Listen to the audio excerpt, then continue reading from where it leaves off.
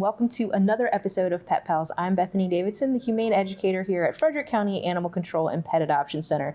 And animal wrangling for us today with quite some challenges so far this morning is our volunteer coordinator, Sean Snyder. You'd think that such a small cat couldn't put up such a big fight, but apparently she can. Snow Cone is a little bit of a fighter, and it's good because she has had a bit of a rough start to her young life. So we'll go into those things a little bit later, but first up, she's just a super cute little girl. She's got, the great black and white pattern on her coat. She's got the pink little nose, and she's a very, friendly, playful kitten. She is your typical kitten.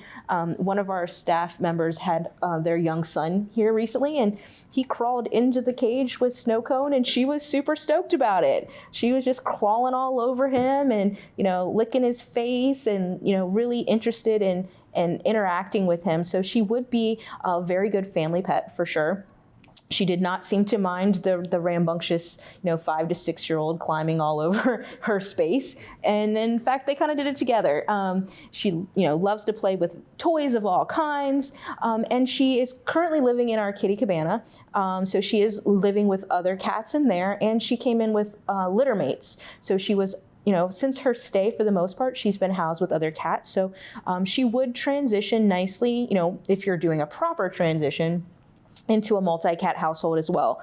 So she has a lot of great qualities in that regard that are going to make her suitable for a lot of different home environments. She was a little bit shyer when she first came in, but as she's gotten used to living here, that's definitely subsided, and she has definitely become much more outgoing.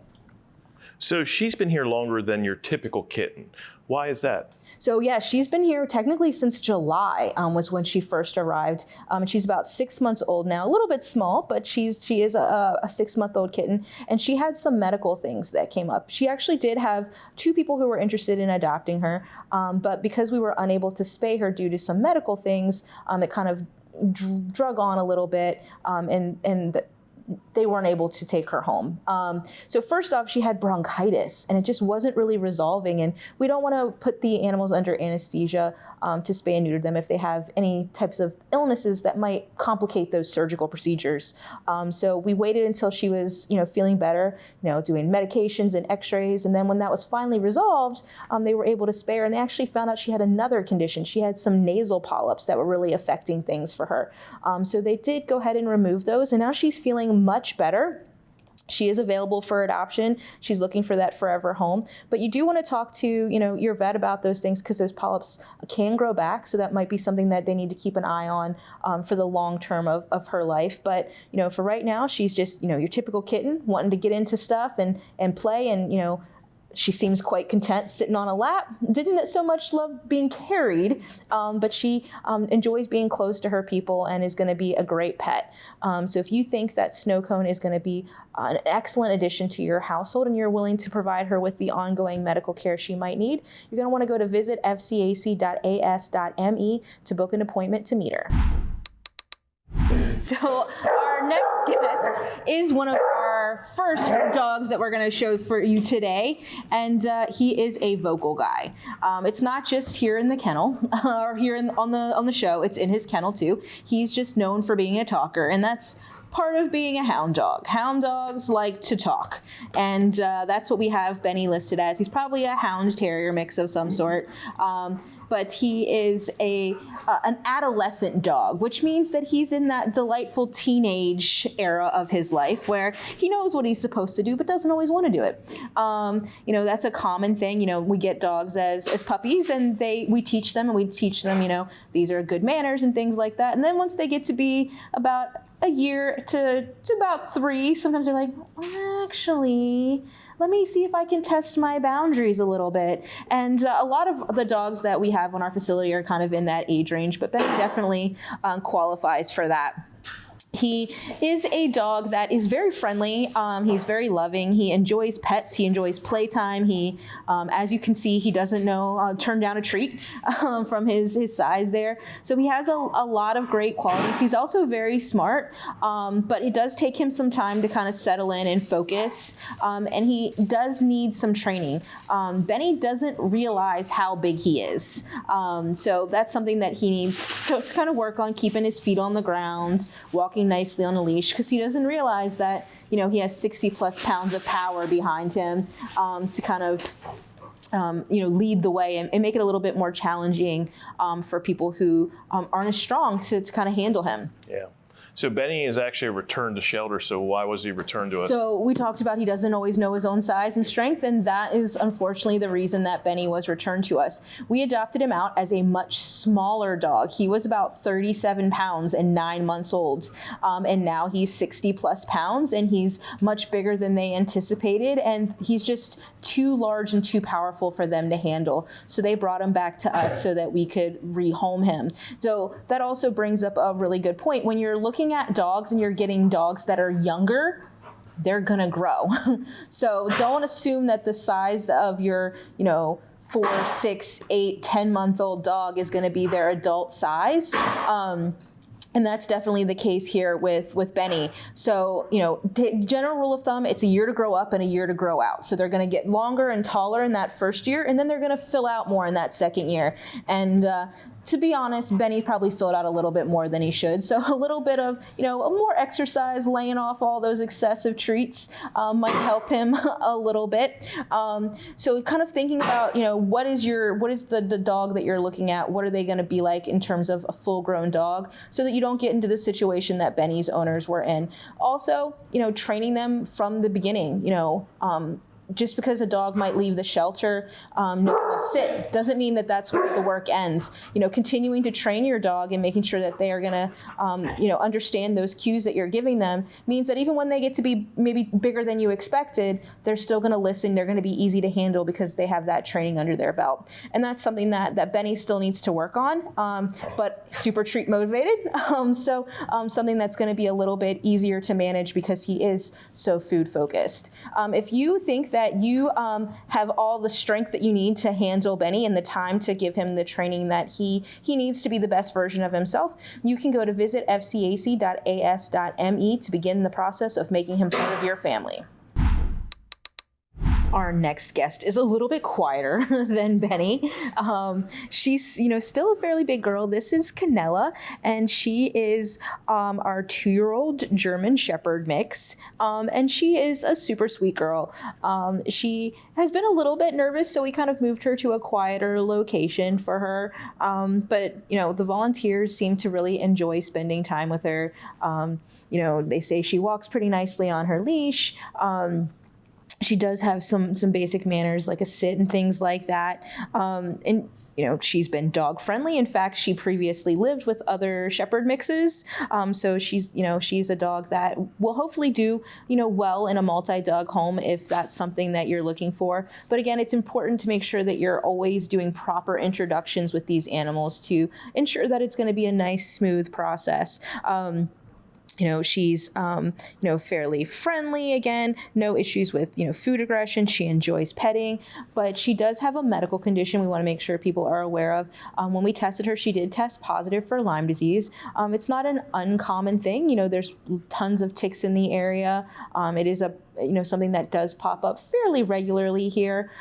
So the general rule of thumb is, a 30-day cycle of doxycycline, getting them vaccinated against that, and just, watching for the symptoms and things like that. And so if you've never had a dog with Lyme disease before, it's, you can talk to our medical team, you can talk to your personal vet and see how you feel about that, if that's something that you can handle. But you want to make sure that, even if you love her personality and you think she's a beautiful dog, make sure that you're able to care for her medical needs as well.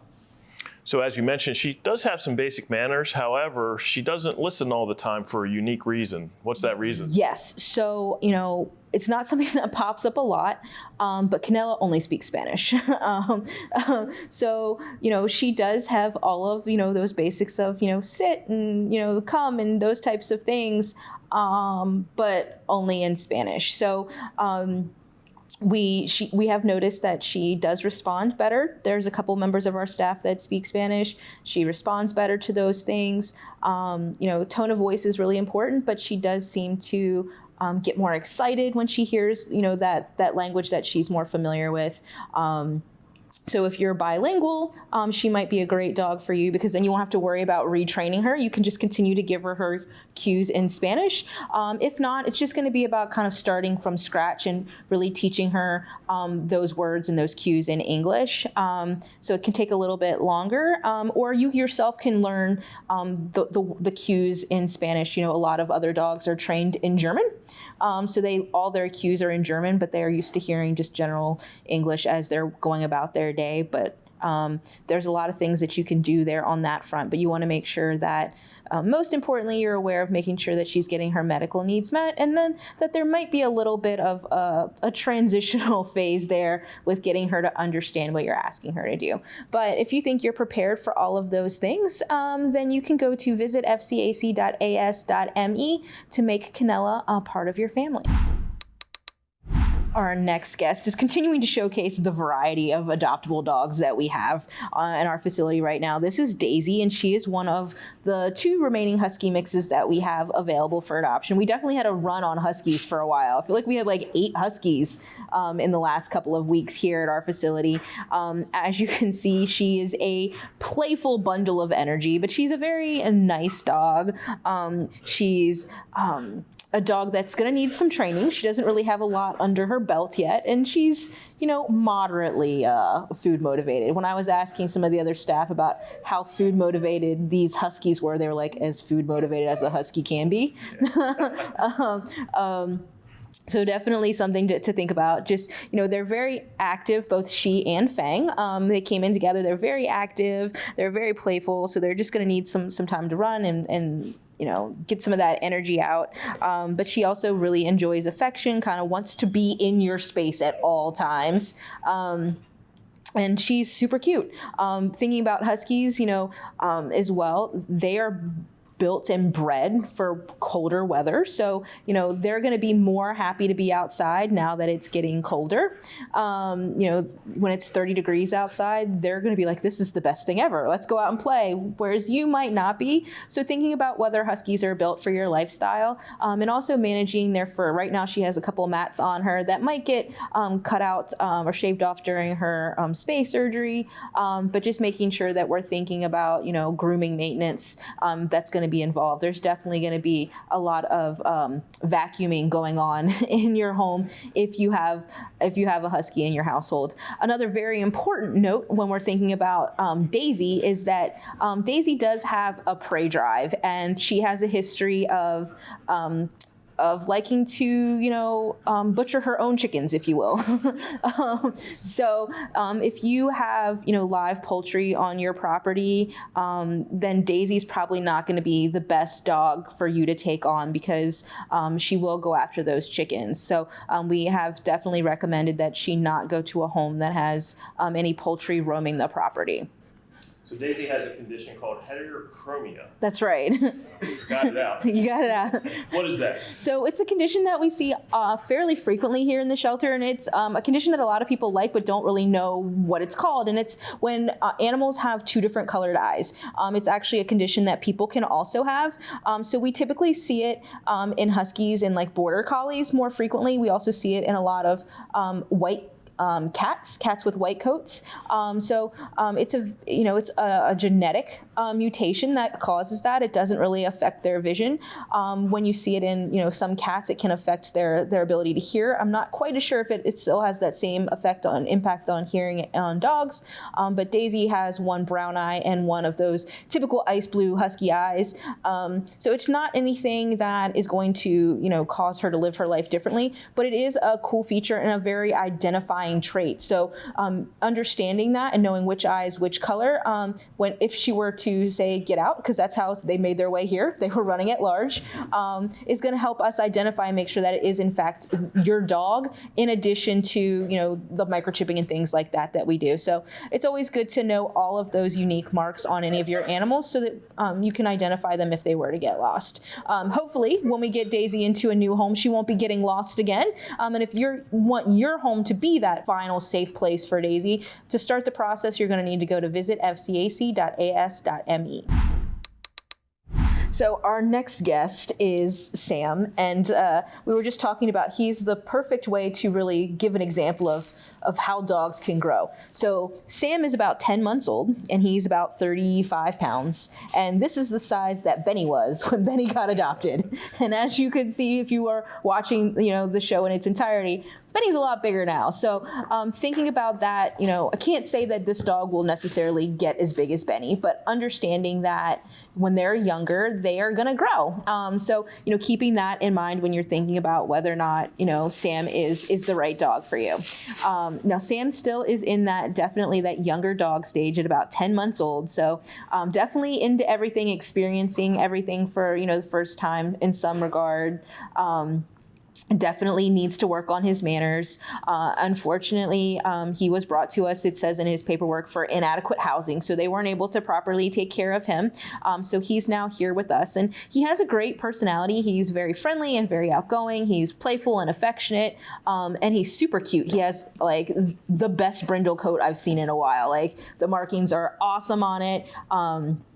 And it's very identifiable as well. We're talking about ways to identify a dog if they were to get lost. His coat and his pattern is definitely going to stand out. If you have a photo, we're going to recognize that. As a young dog, still going to make sure that he gets neutered. He still needs to be neutered. We're going to take care of that. But working on those basics.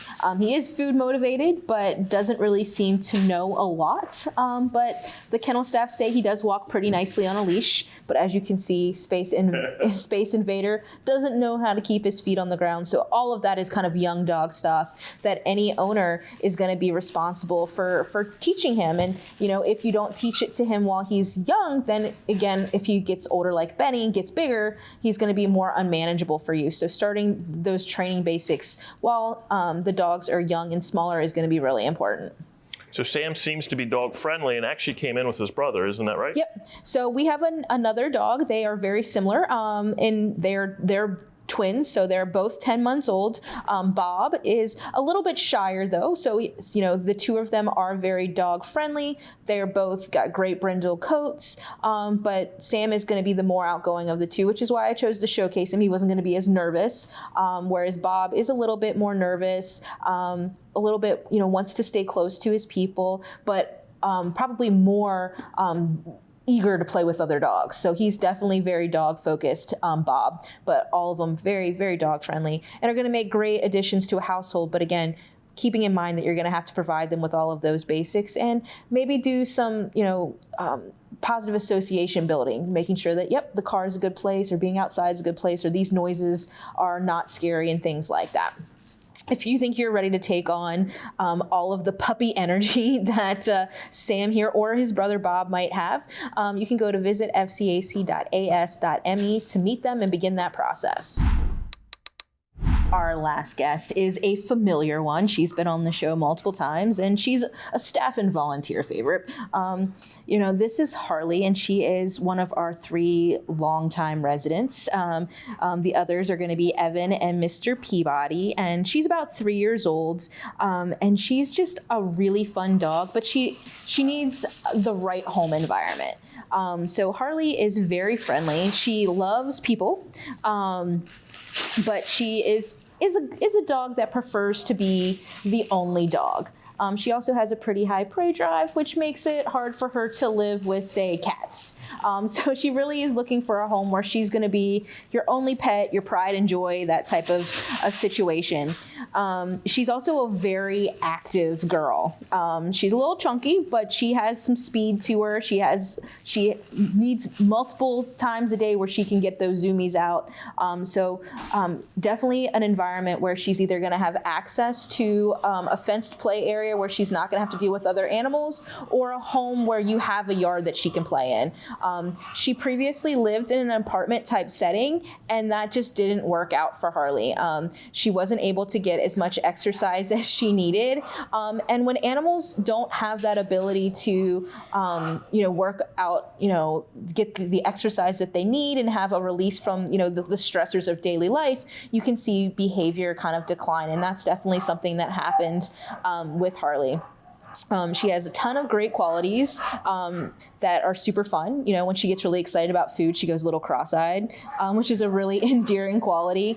And she has a little butt scratch dance that she does sometimes. She likes butt scratches. She likes to show you her babies.